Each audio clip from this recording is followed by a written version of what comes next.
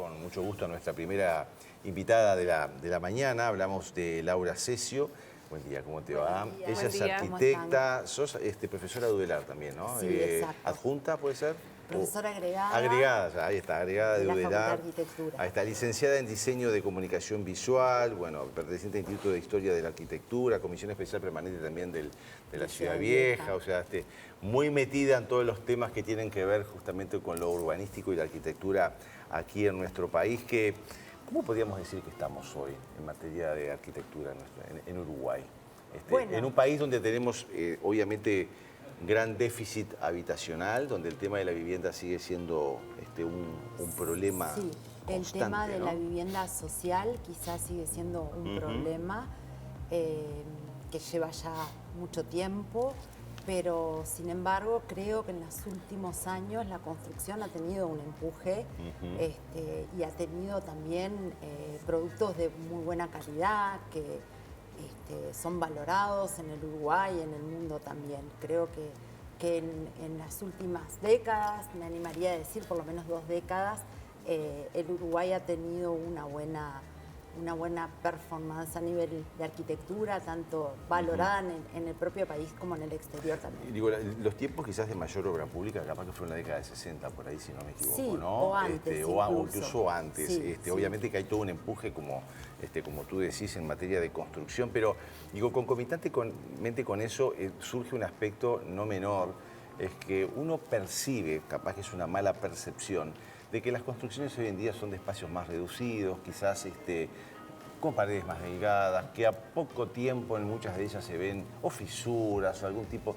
¿A qué obedece esto? ¿Es el tipo de material de construcción? ¿Es que las necesidades sentidas hoy en día son otras o que hay que abaratar costos? Porque los inmuebles siguen siendo caros. Hay gran demanda y y es caro, ¿no? Es muy caro. Son problemas, digamos, que tienen múltiples explicaciones, ¿no?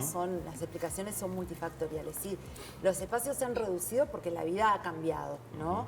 Si nosotros comparamos una casa del principio del siglo XX con la de hoy, la distribución, las condiciones de higiene, de ventilación, los tamaños, las alturas son completamente distintos. Y eso no solo obedece a una cuestión de reducción de costos, sino a una cuestión de transformación de la vida cotidiana, ¿no?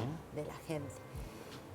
También hay cambios tecnológicos y hay consumo, ¿no? Como hay consumo en todas las áreas de la vida, también lo hay en la arquitectura, ¿no? Las cosas no están pensadas para durar quizá 200 años o más. Claro.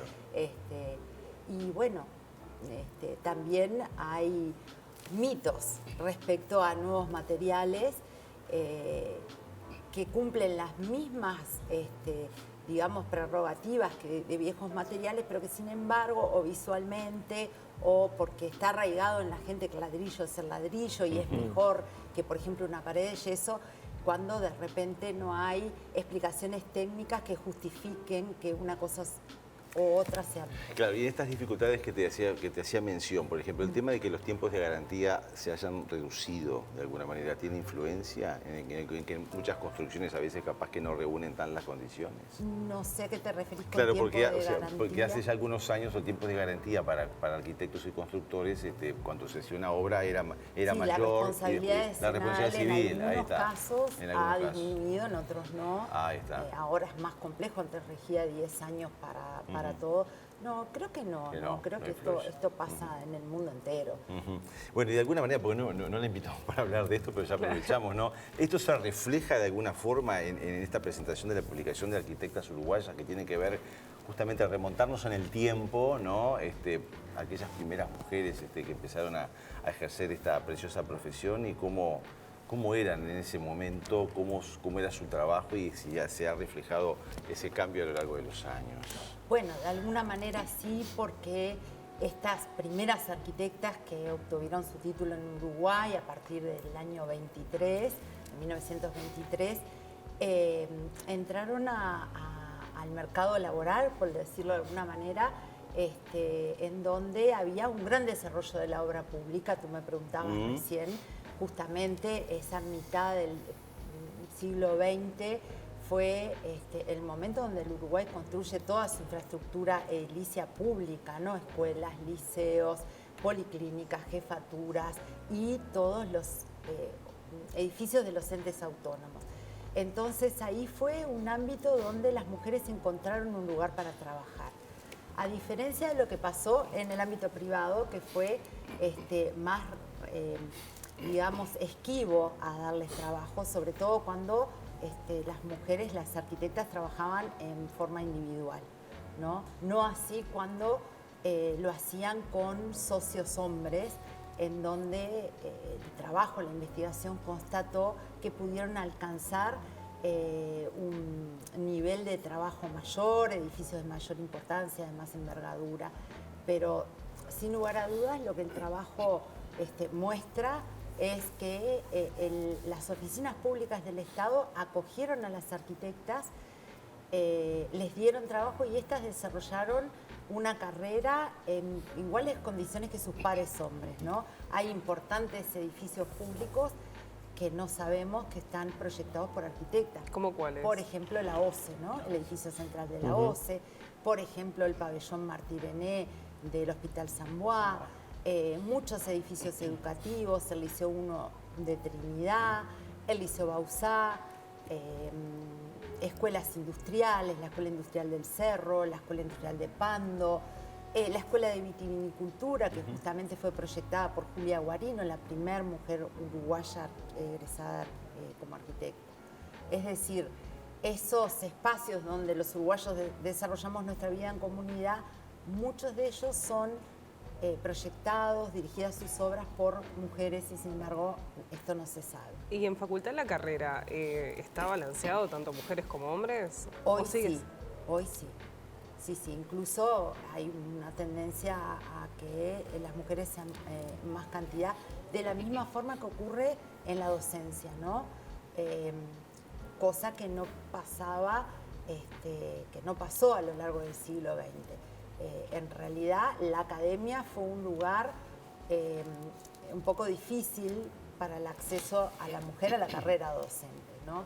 De hecho, demoró mucho tiempo, recién sobre los años 50, las mujeres empiezan a recibirse ahí a mediados de la década del 20, como decía recién, y es recién en los años 50 que empiezan a acceder a algunos cargos docentes, ¿no? Y con en forma más bien puntual. Pero hoy sí, digamos que está más equilibrada la cantidad de mujeres y de hombres. Recién, Laura, hablabas un poquito con Daniel respecto, bueno, de lo que son las obras, de la actualidad y demás. ¿Cómo ves la ciudad hoy? Por ejemplo, si tenemos que hablar de Montevideo arquitectónicamente, ¿cómo la ves hoy? Porque tiene mucho también de lo que fue el pasado y comienza a tener bastante del presente y del futuro, ¿no? Con estos edificios más ahora de vidrios y demás vidriados, ¿no? Digo, decir, o sea, ¿cómo ves la arquitectura de Montevideo, por ejemplo? La forma en la cual está desarrollado e instalado en la capital, teniendo en cuenta que ha sido hasta por momentos cuestionado el hecho de, por ejemplo, que la edificación aquí tenga un tope de altura y no se pueda edificar más alto. Sí, yo creo que en primer lugar Montevideo es una ciudad hermosa, ¿no? Tiene algunas condiciones, yo diría paisajistas, geográficas, que le otorgan unas características singulares, ¿no? La bahía, la rambla, pero no son condiciones naturales que no hayan sido trabajadas por el hombre. La Rambla de Montevideo, que todos conocemos, valoramos y usamos, uno de los espacios creo más democráticos de la ciudad, fue una operación de transformación radical que hoy sería muy cuestionada, ¿no? Y con esto lo pongo como ejemplo, voy a tu pregunta. Bueno, esos edificios en altura. El edificio en altura por sí no es bueno ni malo. Todo depende de dónde esté, cómo esté, digamos, en relación a su contexto, cuáles sean sus valores arquitectónicos, ¿no? En ese sentido yo creo que la ciudad siempre es pasado y es necesariamente futuro, ¿no? Una ciudad no se construye solo, y voy a tomar una frase de Mariano Arana, mirando el ayer. Sí, o sea, por hay un supuesto, patrimonio moderno, podemos decir entonces. Claro que sí, y es de enorme valor a nivel mundial, ¿no? Y por moderno nos referimos a toda la arquitectura del siglo XX. Muchas veces cuando se habla de patrimonio la gente piensa en lo viejo. Claro. Sin embargo, Uruguay tiene un patrimonio moderno de arquitectura del siglo XX de enorme valor, que fue hecho muy tempranamente y en forma concomitante con los medios culturales hegemónicos, Estados Unidos, Europa. Y tiene que construir su patrimonio contemporáneo también, ¿no? Entonces, a la pregunta, yo creo que en Montevideo, como en todas las ciudades del mundo, se hacen cosas de calidad y también de las otras, ¿no?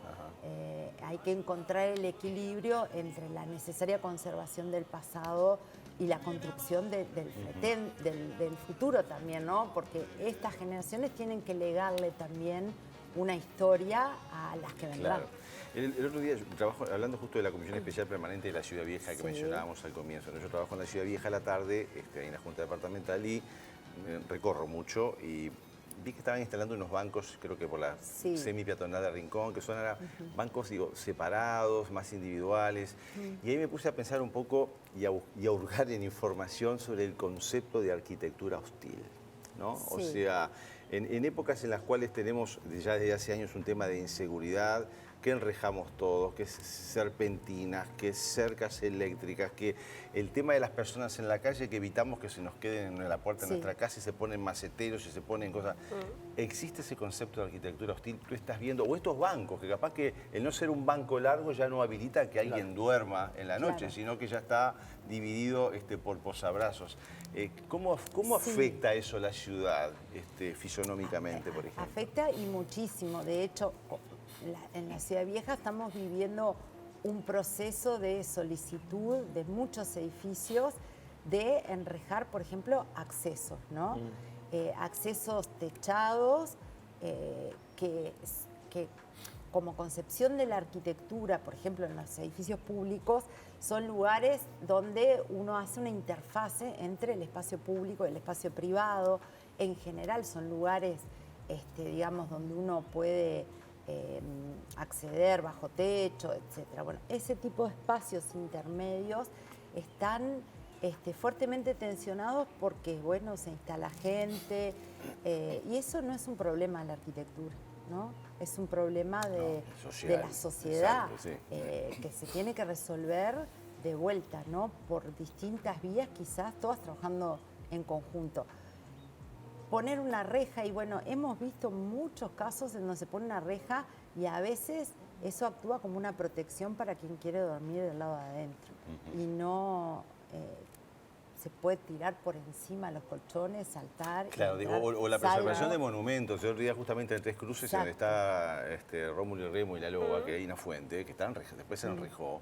Hay un arbusto adentro, pero hay un campamento abajo del arbusto, o sea, ahí se traspasó rejas, se tiraron colchones, se tiró. Entonces, digo, cómo eso también afecta la fisonomía, la arquitectura y el respeto por los espacios públicos. Sí, sí, ¿no? de la misma manera que los grafitis, que son una expresión que está muy bien y que a veces son verdaderas obras de arte, pero que sin embargo afectan los edificios de manera a veces irreversible, ¿no? O pinturas que no salen luego, etcétera. Sí, hay una... También, en realidad, tenemos que aprender a convivir en la ciudad, a respetar los edificios, a respetar las expresiones también que tienen de repente otros lugares donde tener cabida. Y sí, eso es algo de la misma manera que la limpieza y otras cuestiones, que los uruguayos todavía tenemos que aprender muchísimo. Exactamente. Sí. ¿Dónde se puede conseguir esta publicación de Arquitectas Uruguayas? Bueno, está agotada. Ya está agotada. Tuvimos mucho éxito bárbaro. y al otro día se terminó, pero ya estamos en proceso de edición, en sacar la segunda edición, y se va a conseguir en la librería de la Facultad de Arquitectura, en el hall de la facultad. En la facultad mismo. Muy bien. Bueno, muy bien. Gracias, Laura. Muchas gracias por la invitación, un gusto. La linda charla, bueno, y adelante con todo este trabajo. Es apasionante la arquitectura realmente. Creo que es una de las cosas que me hubiera gustado también. ¿Sabés que me quedé pensando en una cosa que decía recién Laura? Cuando fuimos a Buenos Aires estábamos saliendo para 8 AM justamente en la Plaza del Congreso y nos quedamos hablando con el cámara, ¿no? ¿Cómo afea el hecho de que se terminen cercando los monumentos? Un monumento precioso ahí en la Plaza del Congreso que hay. Y está todo enrejado. Y pasa lo mismo en muchas plazas en Buenos Aires, ¿no? Que de alguna forma lo que hacen es, está bien, protegen el espacio, por ejemplo, conservan los juegos de niños y demás, pero la verdad que una plaza cerrada queda horrible. Más educación. Más educación, es eso. Exacto. Y respeto, exactamente. Bueno, Laura, muchas gracias. Gracias a ustedes.